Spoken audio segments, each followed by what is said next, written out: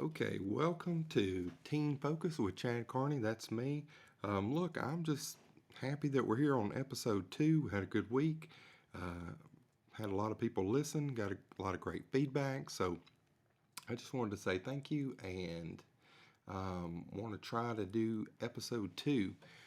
This week, we're going to talk about teens and social media. One of my side hustles is that I go to different high schools and talk to the teens and the students about. We really talk about sex ed. It's called Unique Choices. We talk about sex ed, STD, abstinence, all of the things that go along with that. And one of the things we always talk to is about social media safety. So, I did a little research and found that there are at any time right about 42 million teenagers in America. That's a lot of teenagers. But, and they fall between the ages of 12 and 19. That's what we're going to call a teenager today. Um, they make up right around 15% of the total U.S. population. And so there are just a ton of teenagers out there. And a statistic that we found was that over 90 teenagers are on social media. 90% of teenagers are on social media. So it's a big role in the culture today. Um, they 75% of them report having at least one active social media profile, and over 51% report visiting a social media site at least daily. Now, if you've been around teenagers at any time, you will know that they are on the Snapchat all the time, taking pictures left and right, getting their streaks going on. Now, there's probably parents listening to this that have no idea what streaks are. A streak is they send pictures to and from each other, and it just keeps up with it, and you want to go for as long as you can. So, you've got your main four social media apps. You've got the world's largest social media app, of course, is going to be Facebook. But of course, a lot of teenagers don't use Facebook. Um, they use others. Their number one in their age group will be Snapchat. And we'll talk about that in a minute. But they are going to be using Snapchat the most, then Instagram, and then YouTube. That's where they're going. That's their three main ones. Now, let's talk about Facebook. We'll talk about that. Of course, your number one social media site in the world. Um, if you ask the teens, they'll tell you that's for old people. But I tell them they should have some sort of presence on Facebook because as they grow and get older and they start to look at jobs and trying to get into colleges, administrators, and potential employers are going to look at your social media. I talked to a college administrator who was over admissions today and asked the question, do you look at your kids that are applying to the colleges? Do you look at their social media? And the answer was yes. 100% yes. And I said, have you ever had to turn a student away because of their social media? And her answer was yes. I said, now, is it a lot? She said, no, but we're not the most competitive college in the state. She said, at a more competitive college, maybe like think about upper colleges where it's harder to get in, she said that yes, they did look at social media and they did look for reasons not to have the kids apply. And I asked if that was because what they were thinking was, are they partying too much? She said, yes, we're looking for partying, but we're looking for them doing things that are illegal. Um, she said, you'll be surprised at the amount of students that we find smoking marijuana, doing other illicit drugs, underage drinking. All of those things are flags for we don't know if this student's going to be successful on college campus. And so she said, yes, they will turn some way. She knew that at colleges where it's a lot more competitive to get into, that they indeed would use that as a way to turn you away. So we want to make sure you need to make sure, parents, that your child is not doing anything on a social media that would endanger their future. A lady tonight was talking that yes, she had a friend who partied a little bit too much and put it all over social media, and it was a reason she didn't get hired for a job. So we want to make sure that as parents, we want to make sure our kids not doing anything on their social media to hurt their future. Now, whether it's fair or not that an employer or a college administrator, admissions specialist would look at it, that's just one thing. Um, but it happens. And so if we can be prepared for it, I think that we can see that we can make changes in it, and you can really shape what people think and what a college administrator would see or what your employer would see um, by posting what you think should be on there. And right this moment, that's all social media. Facebook, like I said, the teens not big on Facebook, but they need to have a presence on there because it's the biggest in the world. People are going to be connecting on there, and it's a great way to connect. The next one for teens is Snapchat, Instagram. Instagram is more about pictures than it is anything. Um, and, you know, your kids post everything on Instagram, from Bible verses to rap lyrics to pictures of them and their girlfriends to everything out there is on Instagram, or pictures of your food. That's what it used to be when it first started. That's all I would see was pictures of food, but now it's changed. Then you've got YouTube. YouTube is technically the second biggest social media site for teens. Um, Most teens and most people I know spend a lot of time on YouTube watching videos, and so they do have interaction there in a social form. So monitor your child's YouTube videos. And then you come to Snapchat. Snapchat is the biggest one that these students use on a day to day basis. They use Snapchat all the time. Let me give you some numbers about Snapchat. It is by far and away the one that most of them use the most. There's 150 million daily active users, um, and 60% of Snapchat daily users contribute content. That means they're sending a picture out on their public story. Snapchat users spend 25 to 35 minutes per day on the app. If you've been around teenagers at all, you'll know that that number's higher. It covers 51% of all 18 to 34-year-old users in the United States. 9,000 snaps per second, or 10 billion daily video views. And this information is a year old. I would imagine during the lockdown and the corona and people being at home, that those numbers have gone up because people were on their social media all the time. So, I mean, Snapchat ads are viewed up to 1 million times per day. Man, that's a lot. 90% of Snapchat users are between the ages of 13 and 24. 61% of Snapchat users are female, and only 38% are male. 69% of US teens say they use Snapchat, probably higher than that. 24% of the adults use Snapchat. It's not as popular among adults. 61% of the Snapchat users access the platform daily. I bet it is higher in the teen age because they're there trying to get those streaks and send them back and forth to their friends, and they have chats on there. 41% of U.S. teenagers say Snapchat is their preferred social media platform. I bet that's higher too. 20% of U.S. college students use Snapchat. 50% of male college students share selfies on Snapchat. That number is higher for female college students at 77% to be exact. 39% of Snapchat users are aged between 18 and 24. So once you get older, you leave the Snapchat.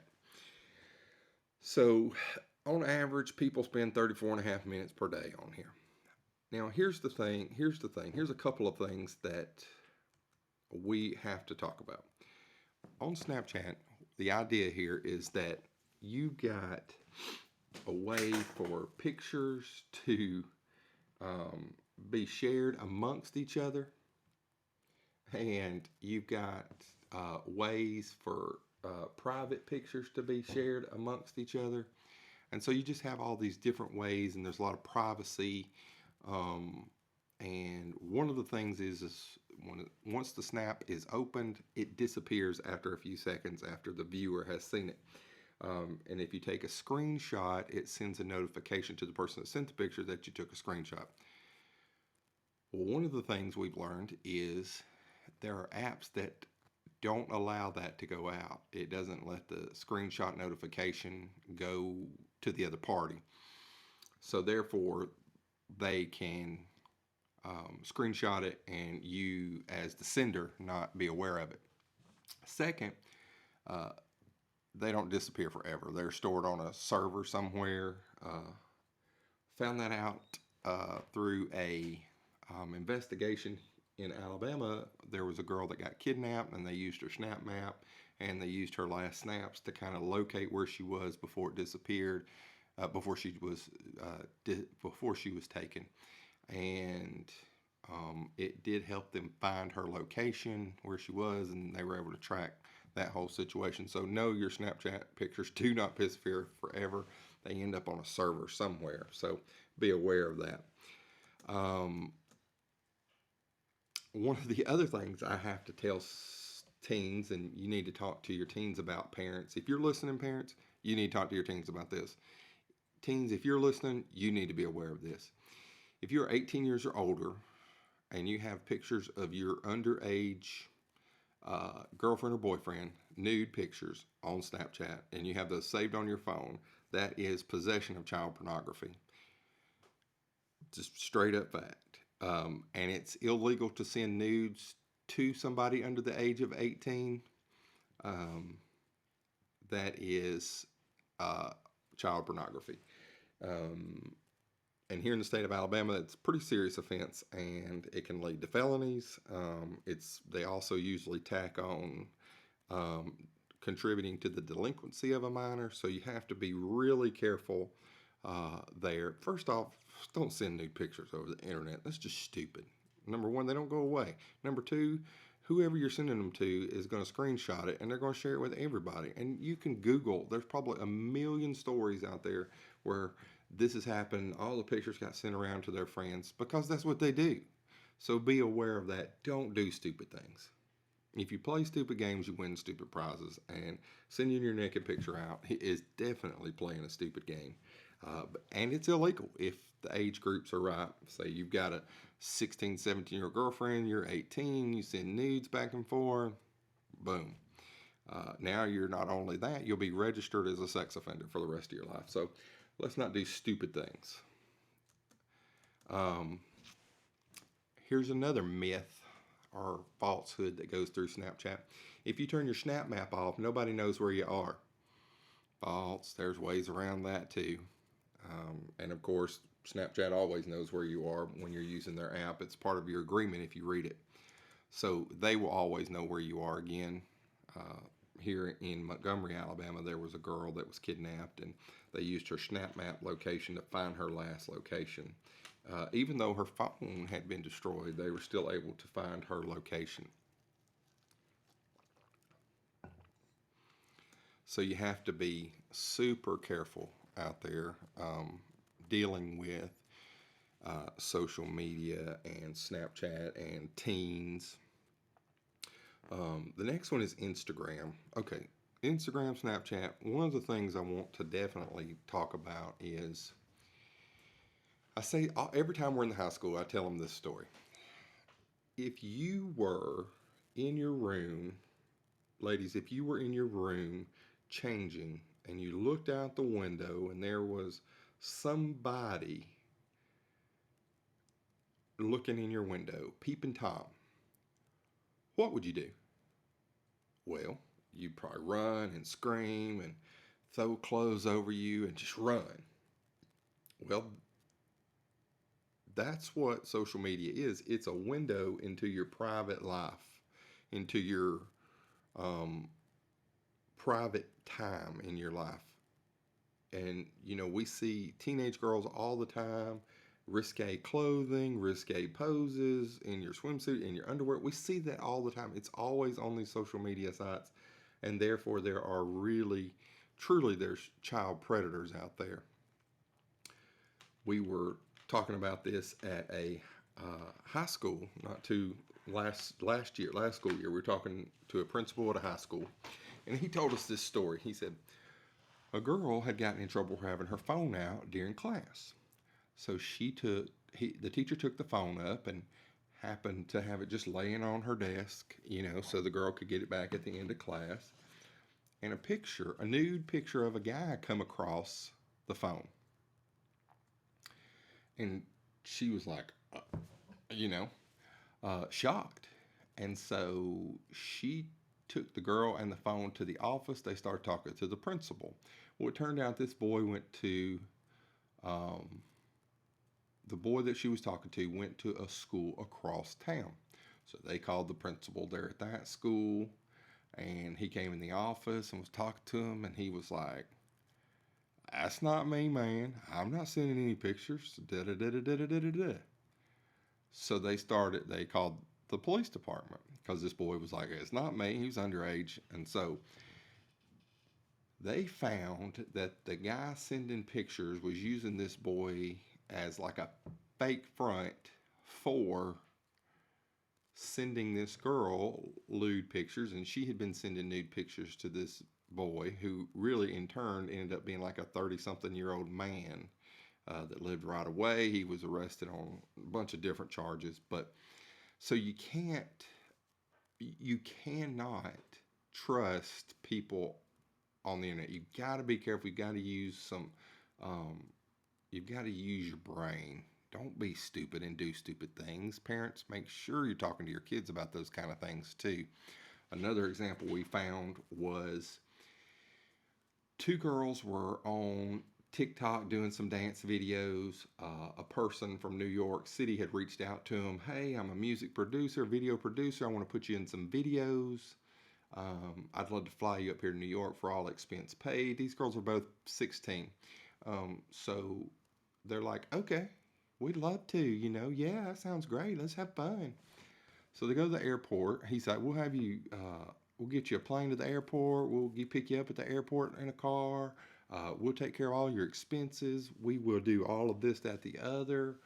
We'll buy your plane ticket. Just go to the desk and tell them you're there to pick them up. So these girls go to the ticket counter there at the airport, and the lady that's giving them their tickets happens to notice that it's just a one-way flight. And so she's like, "Girl, y'all going to New York forever?" Just joking. And they're like, "No, we'll be back this weekend." And she was like, "Well, this is just a one-way flight." And that red flag went off for this person ticketing. So they got the law enforcement in, kind of asked after the story. And then they found this person that had been communicating. They found this person in New York, arrested them. Huge sex trafficking ring was busted just by one lady paying attention to the ticket. Now think about if she had not noticed or was busy and had not noticed it was a one-way ticket, these girls would have been gone and just gone. And we try to tell the teens, I know you don't think it'll happen to you, but the sex traffic business is huge. Human trafficking is a huge thing going on in America and all across the world right now. So you have to be careful, especially on the internet and on social media platforms. You just have to be careful.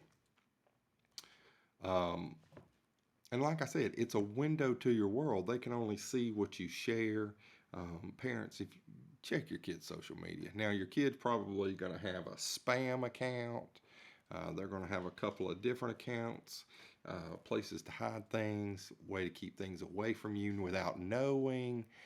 Just a little bit of everything. So you have to be careful to realize what is going on. And so be smart, do a little homework, follow up with your kids, talk to them about these things, and check their phone. It's not an invasion of their privacy. It's just a simple trying to keep up with you so you don't do stupid things. That's it. We're not trying to see. Kids are gonna be like, oh my God, they're trying to pry into my life. Yeah, that's what we do. We get into your life. But here's the thing I want you to think about. I would rather you have a parent that is involved in your life than to have a parent that's not, and then you come up missing, or you got bad things going on, you're doing stupid things. Because we know that teenagers are not the quickest to stop and think about how's this going to affect everybody else, and they're not thinking that. They're just thinking, let's have fun and let's go on about our life. And I get that. I get it. But you have to be somewhat responsible and understand that it's on there. Now, there's some risks for your kid being on social media, parents. Um, they've got this exposure to inappropriate content, sex, drugs, violence. Uh, okay, so this summer, I asked parents if they knew what the WAP challenge was. And my parents of teens were like, no, I got no clue what that is. And I said, Google it. And so they did, and I think they were shocked. And I said, now ask your child if they know what the WAP challenge is. And so some of the stories we got back about their kid being embarrassed to even talk like they knew it. My son, when I asked, was like, you mean worship and praise music? Or wings and pizza? Waffles and pancakes? Anything other than what it was about. So it's out there, and you just be aware of it. And, make sure your daughter's not TikTok challenging the WAP challenge dressed inappropriately. Um, you've got some cyber bullying. We know that depression is up amongst teenagers. Some of that can come from cyberbullying. Some of that can come from the depression can come from seeing supposedly how other kids are living, but things can be fake. Um, you can overshare personal information. Let me tell you, they spend a lot of money to advertise on social media. And one of the things I always tell people is, well, they'll be like, I was talking about such and such, then I saw an ad. Well, duh. They're listening for keywords. When you give them access to your microphone, they can listen for keywords. Uh, Identity theft or being hacked is a big one among teens. Now, this one's 100% true. Interference with their sleep, exercise, homework, or family activities. They get wrapped up into social media. I have seen them up all night on social media. Shoot, my wife will go down the TikTok black hole where she's like, I'm gonna just watch a couple funnies, and then 2 hours later she's still awake. Um, so here's some things, parents, I think you need to do depending on your child's age and maturity. The younger your child is on social media, the more involvement you need to have. You need to be involved. You need you and that person need to be friends. You need to be contacts. You need to be in their circle. Okay. Uh, and you can talk about whether you're going to respond to their post or you will or won't respond to their post. Um, I like to respond to my kids' posts because it can be embarrassing for them, which, embarrassment goes a long way. Then you might talk about no screen time. Now, I'm a huge technology guy. I love technology. I'm on my screens a lot. So just find what's appropriate for your kid. And remember, we live in a technology driven world. Kids are at home having a lot of screen time. During the COVID, they're locked down, so they're on the screen. It's just part of our culture right now. Make sure you got their privacy settings set where they can um, be safe. Don't tell your young teens, older teens, well, I would say that, but let's just cover all teens. Tell your teens not to share their full names, addresses, telephone numbers, and definitely not their social security number, any passwords, or bank or credit card numbers. Don't do any of that. Have their location services turned to off. That can be a great safe way for your kid to stay safe. Um, and So when your kid is younger, um, they're going to be more supervised. You need to supervise your younger kids between the ages of 13. Well, let's say you only allow your kid to get social media when they turn 13, 12, 13, about middle school age, they're going to get on.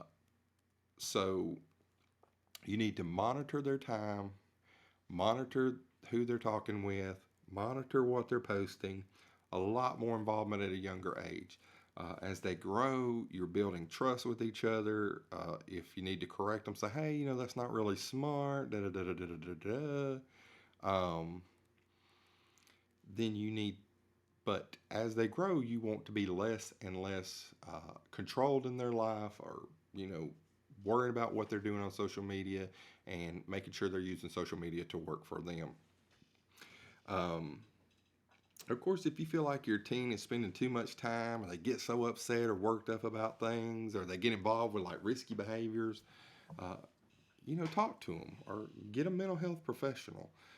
Not everything you see on social media is real. These kids, I mean, look, there was kids posing in front of a car the other day that they didn't even own or knew who drove, but they were posting pictures like it was their car, and I'm like, yeah, come on now, that's not how it works. We very driven by stuff in America. So, and our teens picked that up too. And so they were in front of this really nice Mercedes, and they were like, 25 pictures for their Snapchat and Snapchat stories. So, make sure that you are just seeing what's going on with your child's social media. Um, and, talk to them about being open and honest and upfront about not having burner accounts or having spam accounts, and just kind of learn social media for yourself. Parents, you should be on there. You shouldn't be shy about it. You should be on there, and you should be friends with your kids and see what they're posting and kind of sticking in their business a little bit, and it's a great way to have some fun and share some laughs together too. I mean, not everything is bad on social media. There is bad in everything, but not just bad in social media. It's a great way to connect. It's a great way to make friends. It's a great way to share in hobbies. It's a great way to share in extracurricular activities with people that you may like. Just a lot of different things going on. So you just have to be careful. I gave you some of the bad sides because I want you to be aware, parents, that that goes on out there. All right, episode 2 out of 52. Uh, that's the goal. One a week this year. Some great topics. I'm going to have some guests the next couple of weeks to talk about some different things. So we want you to subscribe and listen. If you have something you want to talk, or you want me to talk about, or you have anything you want to say, you can comment on it on YouTube, or you can follow me on Facebook and make comments. I want to hear from you. So, all right, thank you so much, and make sure you talk to those teens. All right, thanks.